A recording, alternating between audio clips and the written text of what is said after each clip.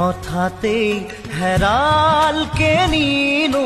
মোৰ চোতালৰে জোনা ঠাইতেই উচিনা তমখাই আগচিৰেহি মোক